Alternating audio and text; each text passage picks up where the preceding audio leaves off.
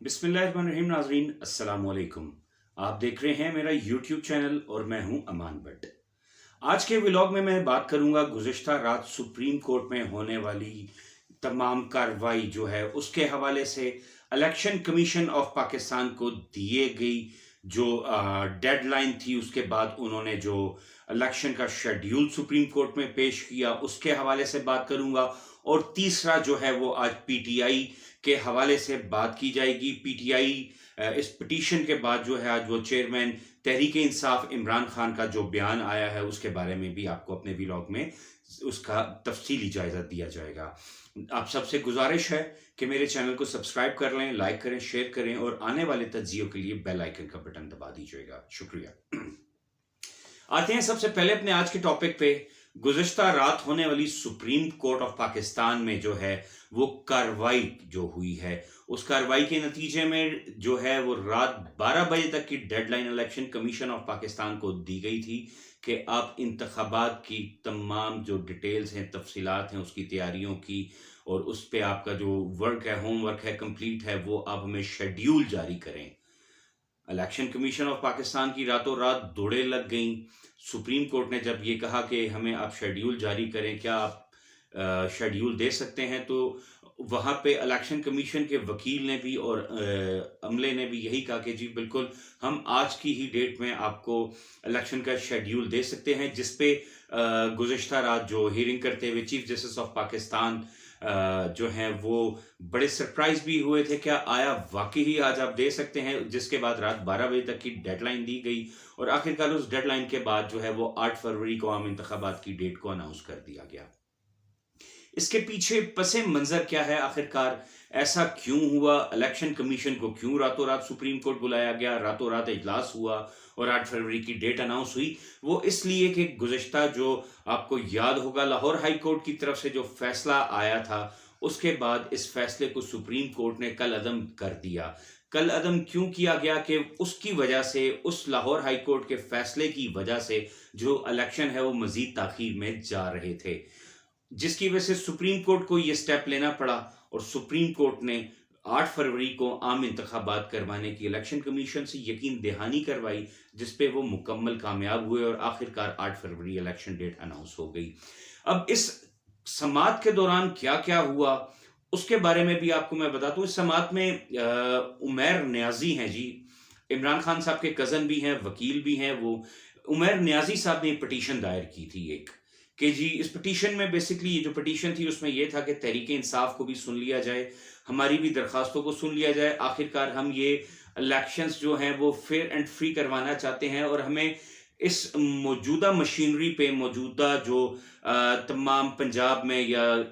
Capital में या सिंध में जितनी भी मशीनरी इलेक्शन में इस्तेमाल की जाएगी, उस पर हमें फेयर एंड फ्री इलेक्शंस करवाने पे हमें यकीन नहीं है कि वो करवाने में कामयाब होंगे। जिसमें आरओज थे, डीआरओज थे, एसी से, डीसी से, जिसपे तहफुजात था। लेकिन खैर उनकी इस पिटीशन को तो नहीं सुना गया, लेकिन उसको इसके बदले शोकाज नोटिस जारी कर दिया गया। शोकाज नोटिस जारी होने के बाद आज जब चेयरमैन तहरीक इंसाफ से जो मौजूदा चेयरमैन है पीटीआई के गोहर, उनकी मुलाकात हुई अडयाला जेल में, तो इमरान खान ने साफ अल्फाज में, वाज़े अल्फाज में अपना पैगाम पहुंचाया कि इस पिटीशन का हमने उमैर न्याजी को नहीं कहा था कि इस तरह की पिटीशन सुप्रीम कोर्ट में दायर करे। अब सवाल ये पैदा होता है कि अगर इमरान खान ने या पीटीआई की किसी आला क़यादत ने, जिसको इस पिटीशन के बारे में नॉलेज ही नहीं है, इल्म ही नहीं है, उनको नहीं पता, तो ये पिटीशन फिर किस तरह और किसके कहने पे दायर हुई, ये एक बड़ा ही पेचीदा और बड़ा ही क्रिटिकल एक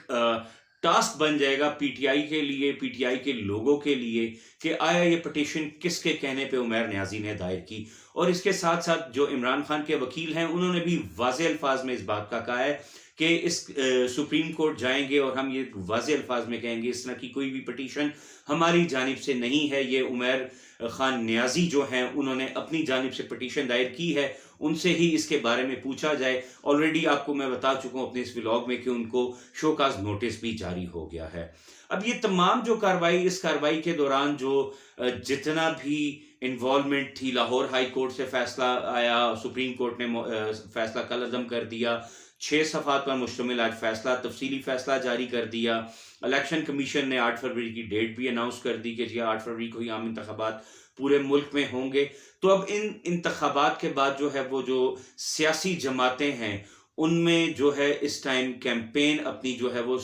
प्रॉपर तरीके से उसका आगाज़ कर दिया है। आज मेरी कुछ बड़े अच्छे मेरे कुछ अजीज़ व अकारिब कुछ दोस्त हैं, उनसे मेरी बात हुई जो कि नामज़द उम्मीदवार हैं रावलपिंडी के मुख्तलिफ हलकों से, इस्लामाबाद के मुख्तलिफ हलकों से। तो उनसे मैंने पूछा कि आया अब ये जो इलेक्शन की डेट अनाउंस कर दी गई है इसके बाद आप क्या देख रहे हैं, अवाम कैसे आप पे एतमाद करेगी और क्या आप अवाम को यकीन दहानी करवाने में मुकम्मल तौर पर कामयाब हो जाएंगे कि वो आपको ही वोट दें। तो उनका कहना था बिल्कुल अभी तो पहले कशमकश यही चल रही थी कि आया इलेक्शन की डेट जो है वो 8 फरवरी ही होगी या उससे डिले हो जाएगा, लेकिन अब सारी चीज़ें क्लियर हो गई हैं। तो अब उनका यही उनका कहना था कि बिल्कुल हमने अपनी कैंपेन पे जोर दिया है और हम कोशिश करेंगे कि इस दफ़ा इस तरह की कैंपेन करें कि वाकई ही हम उनके मामलात को हल कर सकें, फिलफोर अवाम को मसाइल का जो है वो हल उनका कर सकें। तो ये बड़ी अच्छी बात है कि अगर अवाम के मसाइल के हल की तरफ वो जा रहे हैं या कुछ करने, तो बहुत ही अच्छी बात है। और यहाँ पे मैं एक छोटी सी दरख्वास्त अपने देखने वाले नाजरीन और पाकिस्तान की आवाम से करूँगा। वोट देना आपका हक है, बिल्कुल आप वोट दीजिए, अपने मनपसंद बंदे को दीजिए, लेकिन खुदारा ये सोच लीजिए कि आपने इस मुल्क और वतन के लिए कुछ करना है। आपके एक वोट की अहमियत इतनी इंपॉर्टेंट है कि अगर आप अपना वोट पॉजिटिव तरीके पॉजिटिव बंदे को देंगे, ऑब्वियसली पाकिस्तान तरक्की करेगा, बेहतरी आएगी, पाकिस्तान में बेहतरी आएगी, हमारी बेहतरी आएगी, अवाम की बेहतरी आएगी। तो खुदारा ये सोच लीजिएगा कि इलेक्शन सर पे हैं, आपके पास मुख्तलिफ नुमाइंदे आएंगे, आपके मामलात को हल करने की बड़ी बड़ी बातें जैसे वो पहले भी करते रहे करेंगे, लेकिन खुदारा इस दफ़ा आपने देख लिया है कि कितनी महंगाई हो चुकी है, कौन सा जो वजीर है या कौन सी पार्टी है वो आपके साथ मुखलिस, आपकी मुसीबत में, आपकी मुश्किल में शाना बशाना रही है। और ख़ास तौर पे अपने ज़ाती मफाद को छोड़कर इस अर्ज़ वतन पाकिस्तान का सोचिएगा कि इस अर्ज़ वतन पाकिस्तान के लिए कौन सी पार्टी मुफीद है। ये मेरी आप सबसे रिक्वेस्ट है कि इलेक्शन 8 फरवरी को हम इंतखाबात होंगे तो अपने वोट का इस्तेमाल सही तरीके से कीजिएगा। चलते हैं प्रोग्राम के दूसरे टॉपिक की तरफ, पीटीआई का जो इन इंतखाबात में क्या बनेगा।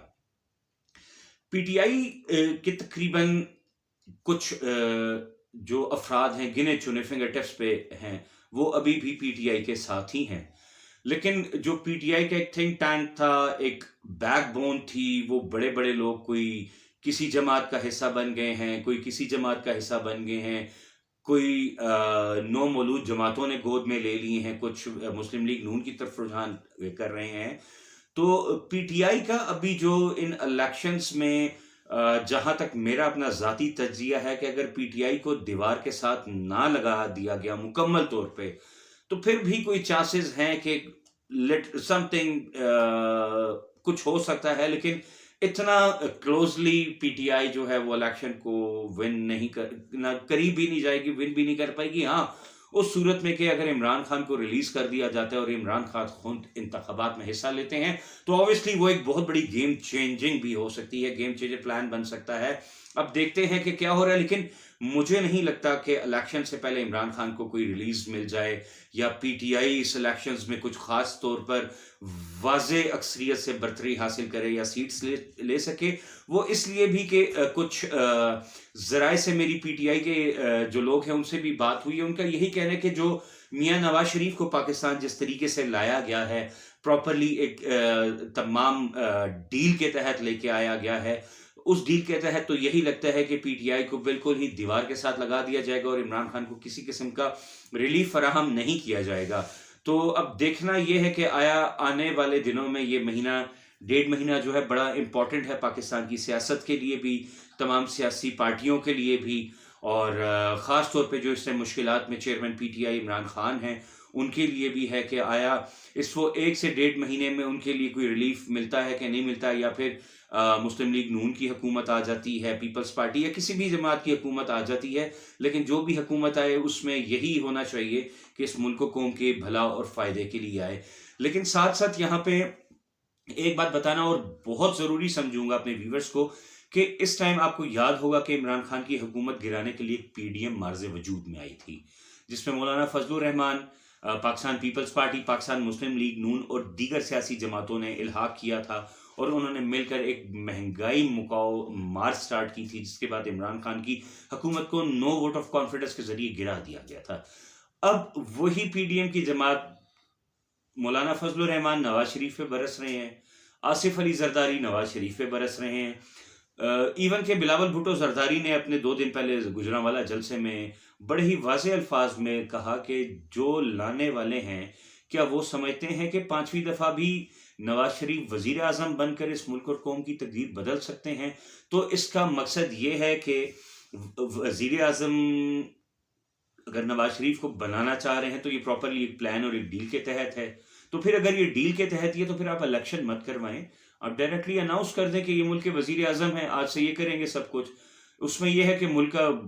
ٹائم بھی بچ جائے گا، عوام کو ذلیل نہیں ہونا پڑے گا، کیمپینز میں لاکھوں اربوں روپیہ لگے گا، وہی کسی غریب کے لیے کام آ جائے گا، تو وہ بہت بہتر ہے۔ اور اگر واقعی ہی ڈیل کے تحت نواز شریف کو لایا گیا ہے تو لانے والے کون ہیں، یہ سب سے بڑا ایک سوال ہے۔ اور اگر لانے والے وہی ہیں جنہوں نے پہلے بھی لے کے آئے اور اعتبار کیا اور ان کا اعتبار توڑا گیا، تو میرا خیال نہیں لگتا کہ وہ دوبارہ اعتبار کریں گے۔ لیکن اگر کر رہے ہیں تو یہ ان کی اپنی ہی بے وقوفی ہے، کیونکہ یہاں پہ ایک چھوٹی سی کوٹ ایک حضرت علی کا میں ایڈ کرنا چاہوں گا کہ حضرت علی فرماتے ہیں کہ مومن وہی ہے جو ایک بل سے دوسری دفعہ نہ ڈسا جائے۔ آپ کو آج کا میرا ولاگ کیسا لگا کمنٹ میں آپ ضرور بتائیے گا۔ میرے ولاگ کو زیادہ سے زیادہ شیئر کریں، چینل کو سبسکرائب کریں، اور آنے والی انفارمیشن کے لیے بیل آئیکن کے بٹن کو بھی پریس کر دیجئے۔ مزید خبریں اور تفصیلات کے لیے آپ میرے ولاگز کو دیکھتے رہیے۔ پاکستان زندہ باد۔